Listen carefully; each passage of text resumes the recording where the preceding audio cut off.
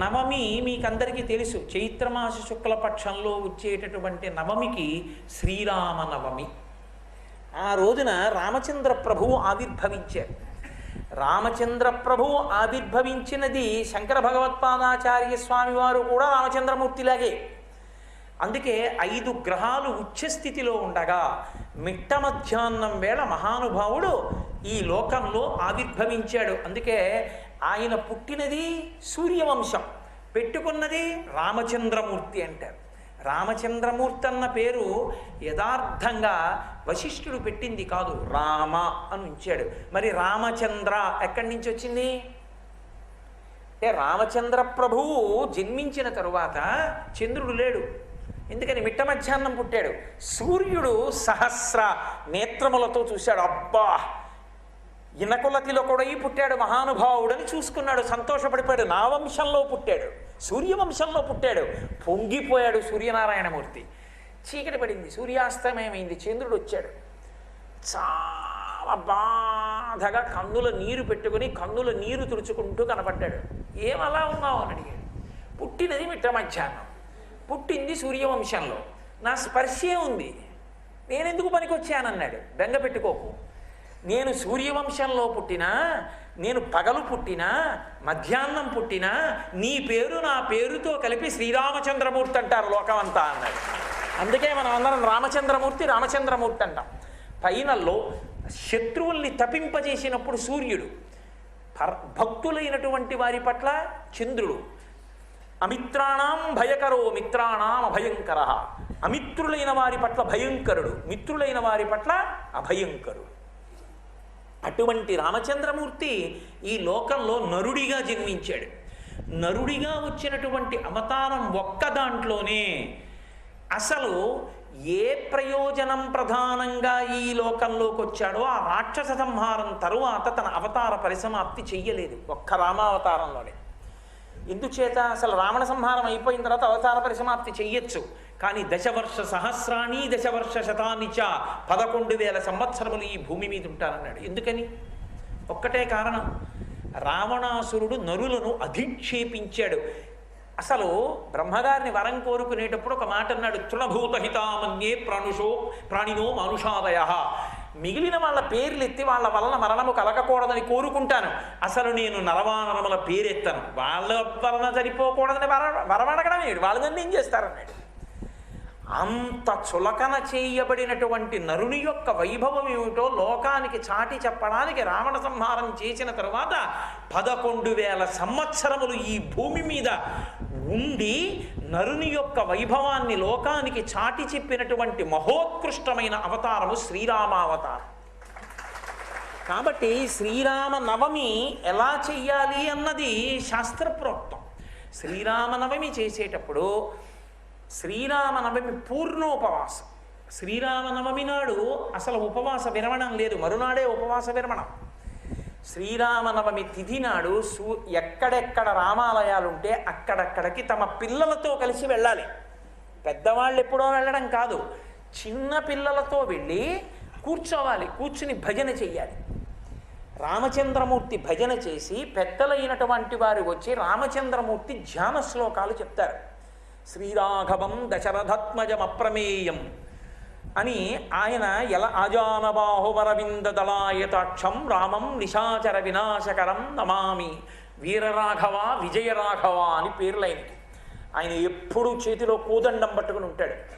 ఏ చేత్తో పట్టుకుంటాడో ఏ చేత్తో బాణాలేస్తాడో ఎవరికీ తెలియదు.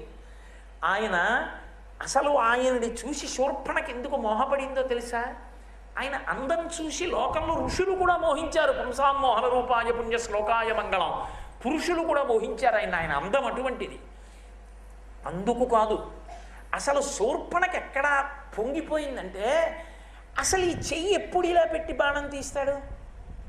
ఈ చేత్తో కోదండం పట్టుకుంటే ఇలా తీసి ఇలా తగిలించి వింటినారి ఆకర్ణాంతం లాగి కదా బాణం విడిచిపెట్టాలి. వచ్చిన పెద్ద తంట ఎక్కడొచ్చిందంటే శూర్పణకి అవి కనపడలేదు. ఇలా తీసి ఇలా పెట్టి ఇలా వేయడమే. ఆమెకి రామచంద్రమూర్తి బాహువు కానీ అక్షయ బాణ తూణీరంలోంచి బాణం తీయడం కానీ వింటినారికి తొడగడం కానీ లాగడం కానీ వదలడం కానీ కనపడలేదు. అదొక పెద్ద గిర్ర గిర్ర గిర్ర తిరిగిపోతోంది అంతే వేగం. ఆ బంగారు కాంతితో బాణాలు తీసి తొడిగి వదులుతుంటే ఇక్కడ చూసి అక్కడ చూస్తే దంగ్ దంగ్ దంగ్ దంగ్ పడిపోతున్నారంటే 14,000 మందిని 1 గంట 47 నిమిషాల్లో పడగొట్టాడు. అది ఆయన వేగం అంటే. రామావతారంలో వేసినటువంటి బాణ పరంపర వేగం బహుశా ఇంకా ఏ అవతారంలో లేదు. చీల్చి చిండడేశాడంటే శత్రుముఖంని. అటువంటి అవతారం ఆ అవతారం. అందుకు కదూ గోపరాజు గారు పొంగిపోయి బండన భీముడత్త జనబాంధవుడు జ్వలబాణతోణ కోదండ కళ ప్రచండ భుజతాండవ కీర్తికి రామమూర్తికిన్ రెండవ సాటి దైవమిక లేడనుచున్ గడకట్టి భేరి కాడాండ డడాండ దండ నిడజంబుల దండము నిండ మత్త వేదండము నిక్కి చాటెదను దశరథి కరుణాపయోనిధి అంటాడు. నేను ఏనుగు మీద ఎక్కి వచ్చి 4 వీధుల కూడల్లో 2 స్తంభాలు కట్టి దానికి ఒక పెద్ద భేరీ కట్టి డండ డండ డండ నిడదంబుల జండము నిండమత్త వేదండము నిక్కి చాటెదను ఢామ్ ఢామ్ ఢామ్ అని భేరీలు మోగించి రామచంద్రమూర్తితో సమానమైనటువంటి దైవం ఎక్కడున్నాడు ఆయన బాణములు తీసి ప్రయోగిస్తున్నప్పుడు ఆయన భుజములు రుద్రతాండవం చేస్తాయి. అటువంటి తండ్రి నా తండ్రిని ఎలుగెత్తి చాటుతానని చెప్పుకున్నాడు. అటువంటి రామచంద్రమూర్తి ఆవిర్భవించి రాక్షస సంహారం చేసి ఈ లోకాన్నంతటినీ కూడా కాపాడి నరుల యొక్క వైభవాన్ని ప్రకాశింపచేసినటువంటి మహాపురుషుడు శ్రీరామచంద్రమూర్తి. అందుకే ఆ రోజున నిజానికి వీళ్ళు వాళ్ళు అని ఉండకూడదు. పిల్లలతో కలిసి దేవాలయానికి వెళ్ళిపోయి దేవాలయంలో కూర్చుని ఇంట్లో తెల్లవారుజాముకి ముందే పూజ అయిపోవాలి. పూజ చేసేసుకుని రామచంద్రమూర్తి దేవాలయానికి చేరుకుని రామభజనలు చెయ్యాలి. ఇక ఎంత సంతోషం అంటే ఉర్రు తలుగిపోతూ చెయ్యాలి. చేసి పెద్దలు వచ్చి రామచంద్రమూర్తి ధ్యాన శ్లోకాలు చెప్పి రామచంద్రమూర్తి యొక్క మూర్తిని వైభవాన్ని వర్ణిస్తారు. వర్ణిస్తే ఆ వైభవాన్ని దర్శనం చెయ్యాలి. దర్శనం చేసి ఆ రోజు మధ్యాహ్నం భోజనం ఉండదు. ఏదో శరీరాన్ని నిలబెట్టుకోవడానికి కావలసినటువంటి సాత్వికమైన పదార్థాన్ని పరిమితముగా దైవేర్పితాహారమును స్వీకరిస్తారు. స్వీకరించి సాయంకాలం వేళలో సంధ్యావందనాదులు పూర్తయిన తర్వాత రామచంద్రమూర్తికి జరపబడినటువంటి పట్టాభిషేకంలో మకుటధారణ సర్గ చదవాలి. అందరూ కూర్చుని వినాలి. అర్థం కాకపోతే ప్రతి శ్లోకానికి అర్థం చెప్తారు. అర్థం చెప్తూ పట్టాభిషేక సర్గ చెప్తారు. పట్టాభిషేక సర్గ ప్రారంభ శ్లోకంలో వాల్మీకి మహర్షి చెప్పినది ఏమిటో తెలుసా? వృద్ధుడైన వశిష్ఠుడు సీతాసహితుడైన రామచంద్రమూర్తిని సింహాసనముపై కూర్చుండబెట్టే. పట్టాభిషేకం అభిషేకం ఓషధీజలముల చేత అభిషేకించారు. కాత్యాయన వశిష్ఠో వామదేవశ్చాజామాలి రథకాశ్యప కాత్యాయన సుయజ్ఞశ్చ గౌతమో విజయస్తథా. ఆ మహర్షులందరూ వచ్చి బంగారు పాత్రలో ఉన్నటువంటి ఓషధీ రసములతో అభిషేకం చేశారు. ఈ లోకంలో ఆవాహన చేయబడినటువంటి జలములు కానీ లేదా ముందుగా తీసుకొచ్చి దాచి పట్టాభిషేకంలో వాడిన నదీ జలాలు కానీ వాడబడకుండా రేపు పట్టాభిషేకం అంటే ఇవాళ రాత్రి 4 సముద్రముల యొక్క జలములు 500 నదుల జలములు తేబడి అభిషేకము చేయబడినటువంటి పట్టాభిషేకమును పొందిన ఏకైక ప్రభువు శ్రీరామచంద్ర ప్రభు. ఎందుకని మా స్వామి హనుమున్నారు. ఆయన వేగాన్ని ఎవరు తట్టుకోగలరు? మనోజవం మరుతతుల్య వేగం జితేంద్రియం బుద్ధిమతాం వరిష్టం వాతాత్మజం వనరయూధ ముఖ్యం శ్రీరామదూతం శిరసానమామి. ఆ వానర సమూహములు 500 నదుల నీళ్లు 4 సముద్ర జలాలు బంగారు కలశలతో తెచ్చారు. ఓషధీ జలములను పిండాడు వశిష్ఠుడు. ఆ బంగారు పాత్రనెత్తి ఓషధీ జలములతో అభిషేకం చేసి ఆ కిరీటాన్ని వర్ణిస్తారు. ఆ బంగారు కిరీటాన్ని ఆ బంగారముతో అలంకరింపబడినటువంటి సభా ప్రాంగణంలో బంగారు ఆసనం మీద ఉంచి వర్ణిస్తారు. బ్రహ్మగారి చేత దత్తము చేయబడి స్వయంభవ మనువు చేత మొట్టమొదట ధరింపబడి పరంపరాగతంగా వస్తున్నటువంటి ఆ కిరీటాన్ని ఎత్తి పట్టుకుని వశిష్ఠుడు రామచంద్రమూర్తి యొక్క తల మీద పెడతాడు. ఆయన కిరీటాన్ని పెట్టుకున్నప్పుడు పక్కన ఉన్నటువంటి సీతామహాలక్ష్మీదేవి కూడా ధరిస్తుంది. అనగా ఆదిలక్ష్మి అయిన రుక్మిణితోడ క్రీడ సల్పుచున్న కృష్ణు చూచి పట్టణంబులోని ప్రజలుల్లసిల్లిరి ప్రీతులగుచు ముక్త భీతులగుచు అంటారు పోతన గారు భాగవతంలో. అలా సీతారాములిద్దరినీ కలిపి చూస్తే సమస్త భయములు తొలగిపోతాయి.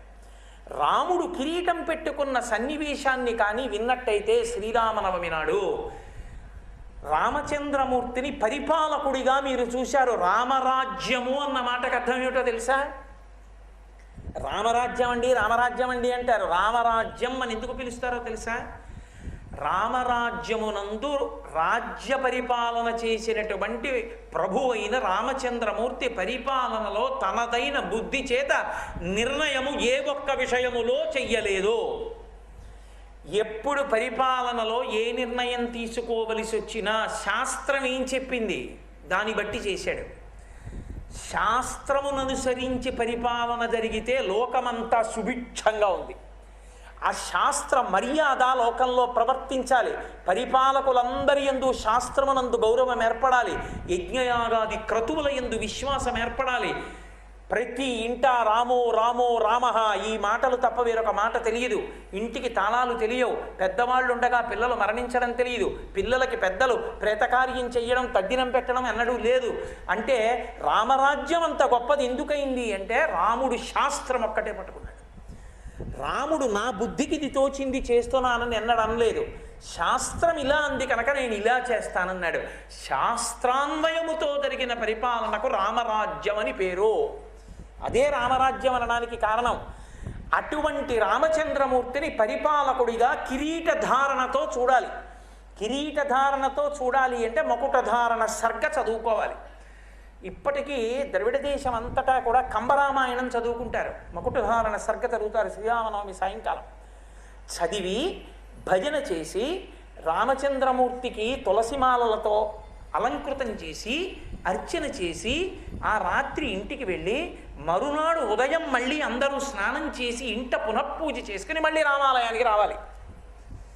మళ్ళీ రామాలయానికి వచ్చి ఎవరి శక్తి కొలది వారు శక్తి వంచన లేకుండా ద్రవ్యాన్ని సమీకరించి వానర సమూహములు రామచంద్రమూర్తి దగ్గర ఎలా సంతోషపడతాయో అలా ముందు రోజు పట్టాభిషేకమైంది కాబట్టి మరునాడు దశమి నాడు అందరూ కలిసి కూర్చుని ప్రసాద స్వీకారం చేస్తారు, భోజనం చేస్తారు ఈశ్వర ప్రసాదంగా.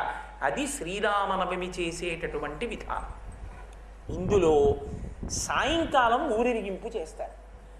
ఊరూరా వాడవాడ రామచంద్రమూర్తి పల్లకీ పట్టుకొని రామనామంతో తిరిగి వస్తారు. శాస్త్రము మీద అనురక్తి కలగాలి అంటే, ధర్మమునందు అనురక్తి కలగాలి అంటే, వేదమునందు అనురక్తి కలగాలి అంటే రామభక్తిని పొంది తీరాలి. అటువంటి రామచంద్రమూర్తి యందు భక్తి ఏర్పడము అంటే శాస్త్రమునందు భక్తి కలగడం. ఆయన పరిపాలకునిగా కూర్చోవాలి. రాముడు పరిపాలకుడుగా కూర్చోవడం అంటే త్రేతాయుగంలో నరుడిగా కాడు. విష్ణువు రాముడిగా వచ్చినటువంటి విష్ణువు పరిపాలకుడుగా రామచంద్రమూర్తిగా కూర్చోవాలి. విష్ణువు రాముడు నరుడు కాడు, రాముడు విష్ణువని నిగ్గు తేల్చగలిగినటువంటి వ్యక్తి ఎవరు రామాయణం మొత్తం మీద? ఒక్కరే, సీతమ్మ. సీతమ్మ లేని నాడు రాముడెవరో తెలియదు లోకానికి. ఎందుకని?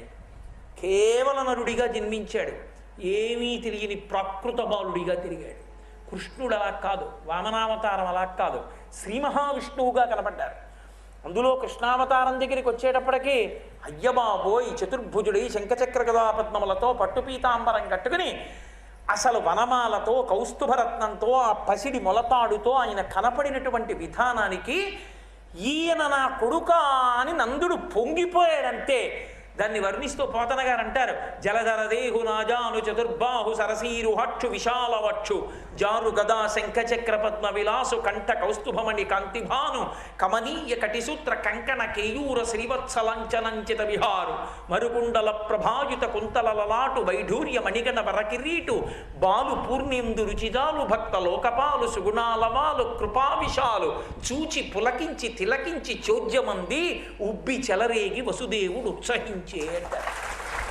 ఆ వసుదేవుడు అంత పొంగిపోయాడు ఆ కృష్ణస్వరూపాన్ని చూసి. రాముడు అలా కాదు, ప్రాకృత మనుష్యుడిగా జన్మించాడు. అలా నరుడిగా వస్తే కానీ రావణ సంహారం జరగదు. కానీ నరుడుగా వచ్చిన రాముడే విష్ణువు. ఎవరు నిరూపించింది? సీతమ్మ. ఎందుకని? ఆయన నరుడు 12 నెలలు కౌసల్యాగర్భవాసం చేసి వచ్చాడు. సీతమ్మ అధమే కృషసక్షేత్రం లంగలా దుద్ధితామయ అని చెప్పాడు జనకుడు. నేను భూమిని యజ్ఞం కోసం దున్నుతుంటే ఆమె పైకి లేచిందని చెప్పాడు. దొరికింది కాదు, మందసంలో పద్మావతీదేవిలా పైకి లేచింది ఆవిడ. పైకి లేచి ఆ తల్లి తనకి తాను పేరు పెట్టుకుంది. సీతానాం నేతి విశ్రుత అని చెప్పాడు. సీత అని పేరు ఆవిడే పెట్టుకుంది. ఈమె నాకేమవుతుంది అని చూస్తున్నాడు.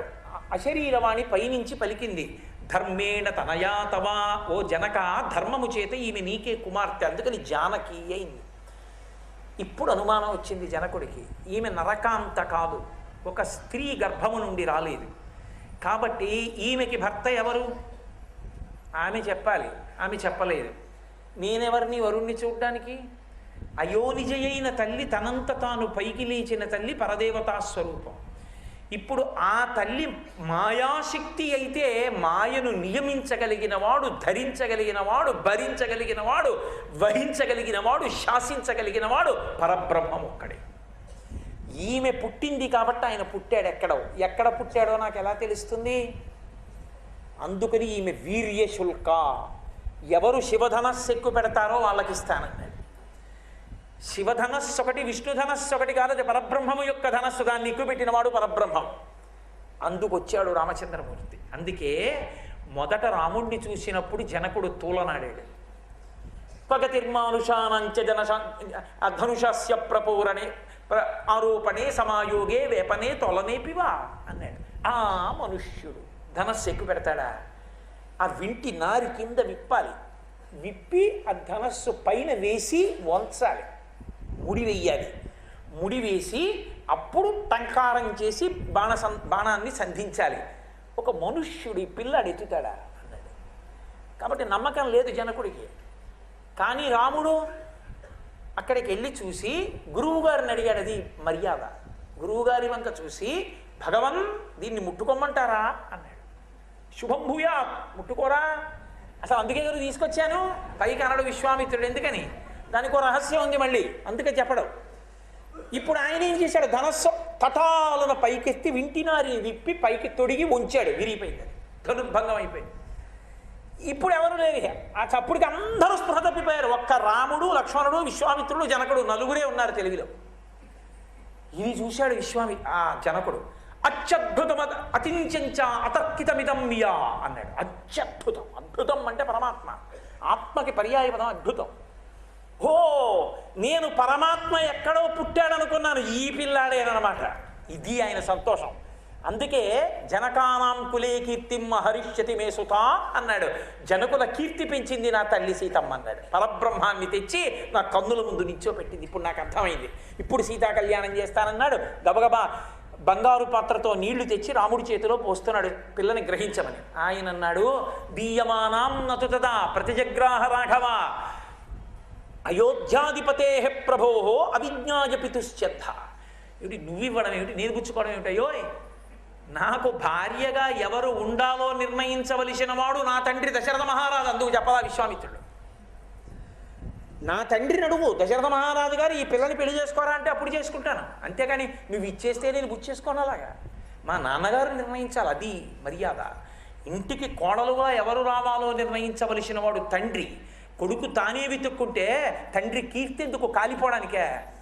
తండ్రి నిర్ణయిస్తాడు. నీకు చదువు చెప్పించినప్పుడు, నిన్ను కన్నప్పుడు, నీకు ఆస్తి ఇచ్చినప్పుడు, నీకు లోకంలో మర్యాద తెచ్చినప్పుడు, నీకు అన్నం పెట్టినప్పుడు పనికొచ్చిన తండ్రి నీకు భార్యగా ఎవరు ఉండాలో నిర్ణయించలేనంత అవివేక నీ దృష్టిలో? రాముడు నరుడిగా ధర్మాన్ని నిరూపించాడు. నా తండ్రి ఒప్పుకోవాలన్నాడు. అప్పుడు జనకుడు కబురు చేశాడు. దశరథ మహారాజు గారు వచ్చారు, ఉభయ వంశాల గురించి కనుక్కున్నారు. నేను ఈమెల్ని కోడలిగా స్వీకరిస్తున్నానన్నారు. అంటే సీతమ్మ పక్కన కూర్చుంటే అర్థమైంది రాముడు నరుడు కాడు పరబ్రహ్మని. నేను సీతమ్మ పక్కన లేని నాడు రాముడు పరబ్రహ్మని తెలియదు. పరబ్రహ్మం అయితే తప్ప యుగములు దాటిపోయినా పూజకి మనం స్వీకరించాం కదా. అందుకని రామపరబ్రహ్మం, ఆ రామపరబ్రహ్మమని నిర్ణయించిన సీతమ్మతో కలిపిన ఘట్టం సీతారామ కళ్యాణం. కళ్యాణం అంటే జీవబ్రహ్మైక్య సిద్ధి. వివాహం అంటే ఇద్దరి మధ్య కలయిక, ధర్మ ప్రజాపత్యర్థం, ధార్మికమైన సంతానం కోసం కాదు. జీవుడు బ్రహ్మము ఏకమైపోయిన ఘట్టానికి కళ్యాణ ఘట్టమని పిలుస్తారు. పూర్ణత్వాన్ని పొందాలి జీవబ్రహ్మైక్య సిద్ధి అని చిన్ముద్ర. అదిగో అది నిరూపణం చెయ్యడానికి సీతా కళ్యాణ ఘట్టం చేస్తారు.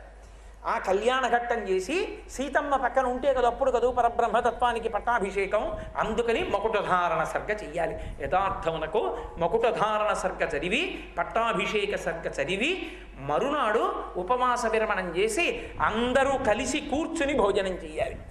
కాబట్టి అదిగో అది శ్రీరామ నవమి. అక్కడికి